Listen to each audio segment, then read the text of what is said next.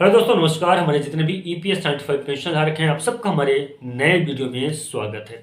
EPS 95 pension धारकों का जब से बजट आया है ना, उस टाइम से कमांडर अशोक राव जी लगातार प्रयासरत हैं कि ईपीएस 95 पेंशन धारकों के पेंशन में वृद्धि जल्द से जल्द हो जाए, जिसके लिए उन्होंने सीबीटी की बैठक से पूर्व की जो तैयारियां हैं उन तैयारियों को कर लिया है। क्योंकि अगर इस सीबीटी की बैठक में अगर उनसे चूक हुई, इस सीबीटी की बैठक में ईपीएस 95 जो पेंशन धारक का मुद्दा है उसका अगर निष्कर्ष नहीं निकल पाया, तो धीरे धीरे जिस प्रकार से हाथ से रेत फिसल जाती है उसी प्रकार से ये मुद्दा भी या राष्ट्रीय संघर्ष समिति के हाथ से फिसलता हुआ दिखाई दे रहा है या फिसल जाएगा।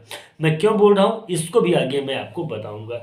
अब यहाँ पे सबसे महत्वपूर्ण भूमिका महाराष्ट्र से भी आ सकती है। महाराष्ट्र में संसदीय सत्र भी चल रहा है और उसको ध्यान में रखते हुए एनएसी के जितने भी कार्यकर्ता हैं सभी ने, जितने भी महाराष्ट्र के सांसद, चाहे वो लोकसभा हो चाहे राज्यसभा हो, चाहे निर्दलीय हो चाहे किसी के भी हो, उनके साथ में मुलाकात कर रहे हैं। उनकी एक ही गुहार है, एक ही जो तो आवाज़ है कि ईपीएस 95 पेंशन धारकों के मुद्दे को जल्द से जल्द जो तो उस पर जो तो एक्शन लिया जाए, कार्रवाई किया जाए और ईपीएस 95 पेंशन धारकों को न्याय उचित, ये भी नहीं है कि अन्याय के साथ, न्याय उचित सम्मान पूर्वक जो उनको जीवन जीने के लिए एक पेंशन राशि चाहिए वो पेंशन की राशि दी जाए। हालांकि दो तीन इस पे जो तो उन्होंने अपना वो रखा है, जैसे कि ईपीएस 95 जो पेंशन धारक है उन्होंने पेंशन में वृद्धि उनकी होनी चाहिए। इसके पीछे का लॉजिक ये है कि देखिए, ईपीएस 95 पेंशन धारकों ने कंट्रीब्यूट किया है, यानी कि जब वो नौकरी कर रहे थे उस टाइम पे उनके सैलरी से पैसा काटा है।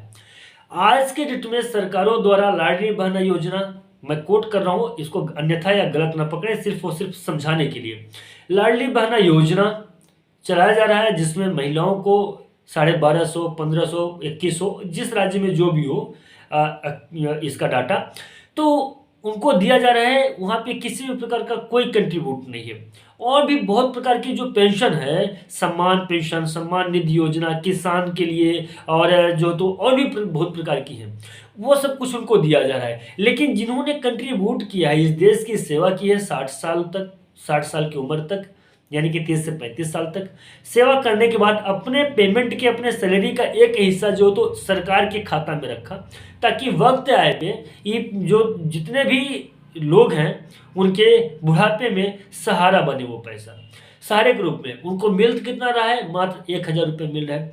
ये बातें सरकार को बताएगी, समझाएगी सरकार, मतलब माननीय श्रम मंत्रालय, जहां से ईपीएस 95 पेंशन धारकों की पेंशन वृद्धि हो सकती है। हालांकि कमांडर अशोक राव जी सीधा सीधा माननीय प्रधानमंत्री जी से भी मुलाकात करना चाहते हैं, और ऐसा भी नहीं है, दो दो बार माननीय प्रधानमंत्री जी से मुलाकात हो चुकी है, इसके बाद प्रधानमंत्री से मुलाकात करना चाहते हैं।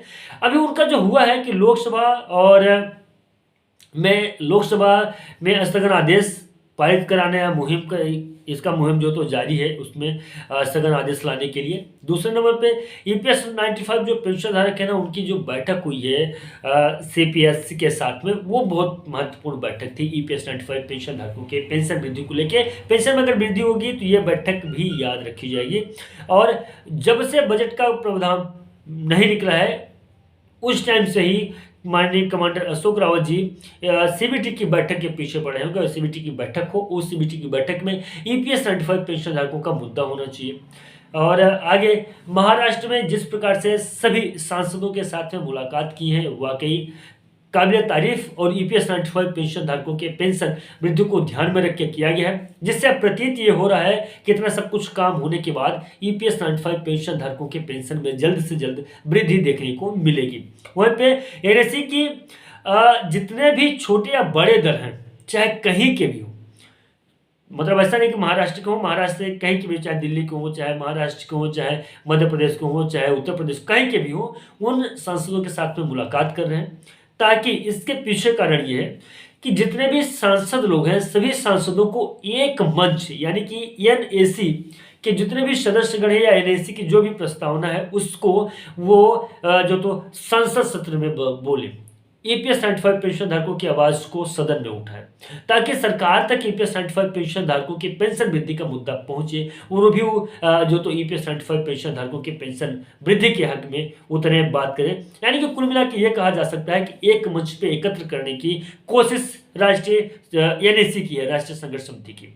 वहीं पे महाराष्ट्र में तो खुल के माननीय उप मुख्यमंत्री जी हैं एकनाथ शिंदे जी, उनके साथ में मुलाकात किए गए थे कुछ पिछले समय पे। उसका भी ईपीएस 95 पेंशन धारकों को अच्छा खासा रिजल्ट उसका भी देखने को मिलेगा, क्योंकि कहीं ना कहीं ईपीएस 95 जो पेंशन धारक हैं उनकी पेंशन में वृद्धि थोड़ा सा डिले होने की वजह से ईपीएस 95 पेंशन धारक मरणासन अवस्था में है। कई सारे जो ईपीएस 95 पेंशन धारक हैं इस दुनिया से विदा ले चुके हैं।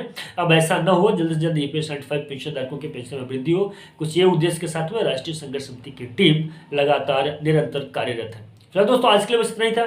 मिलते हैं नए वीडियो नए अपडेट में, लेकिन आप कमेंट में जरूर बताइएगा कि अभी और आगे क्या करना चाहिए ताकि ईपीएस 95 पेंशन धारकों के पेंशन में वृद्धि हो सके। फिलहाल आज के लिए बस इतना ही था। नमस्कार, जय हिंद, जय भारत।